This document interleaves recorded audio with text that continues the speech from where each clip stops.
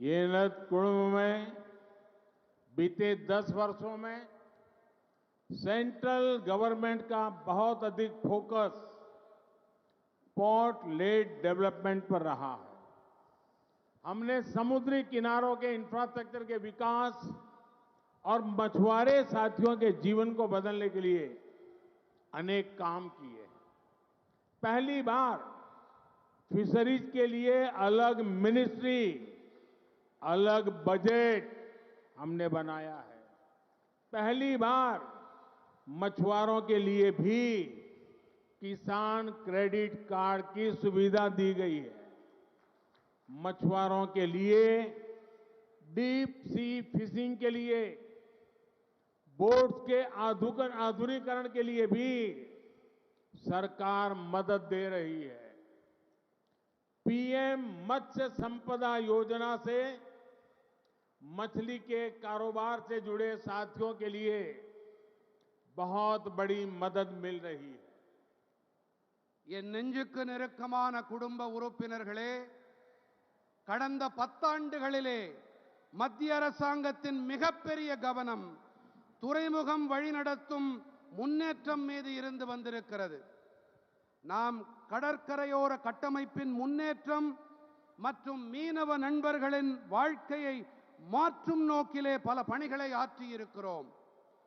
சுதந்திரம் கிடைத்த பிறகு முதன்முறையாக மீன் வளத்திற்கென பிரத்யேகமான தனியொரு அமைச்சகத்தை ஏற்படுத்தி அதற்கென பிரத்யேகமாக நிதி ஒதுக்கப்பட்டிருக்கிறது.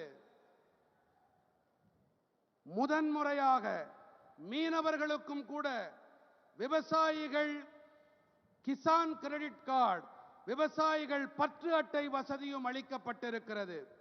மீனவர்களுக்கு ஆழ்கடல் மீன்பிடிப்புக்காகவும் நவீனமயமாக்கலுக்கும் அரசாங்க உதவிகள் கிடைத்து வருகின்றன. பிரதம மந்திரி மீன்வள திட்டத்தால் மீன்பிடி தொழிலோடு இணைந்திருக்கும் நண்பர்களுக்கு மிகப்பெரிய உதவிகள் கிடைத்து வருகின்றன.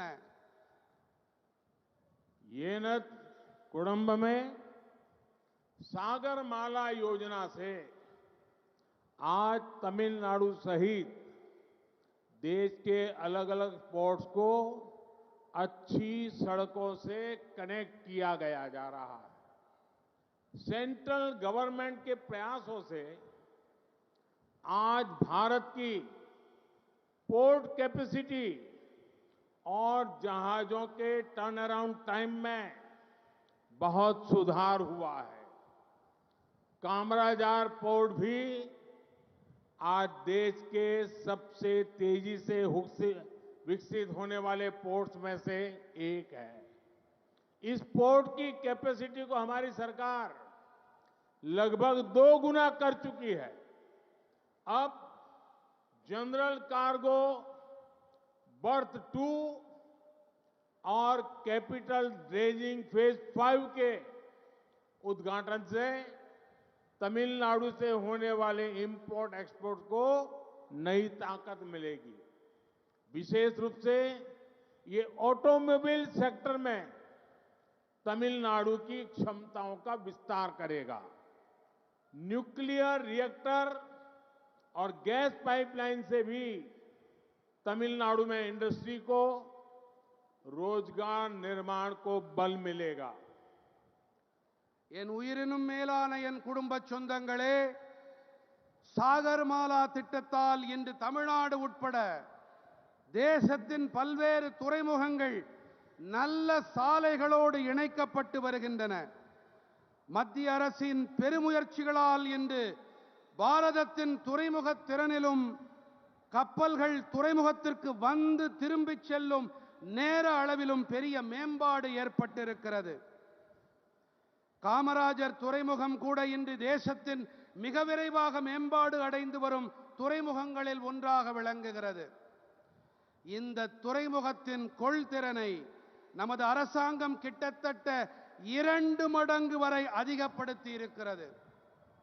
இப்போது பொதுவான சரக்கு பர்த் 2 மற்றும் கேபிட்டல் ரெட்ஜிங் 5வது கட்டத்தின் தொடக்கம் காரணமாக தமிழ்நாட்டில் ஆக இருக்கும் ஏற்றுமதி இறக்குமதிக்கு புதிய சக்தி கிடைக்கும்.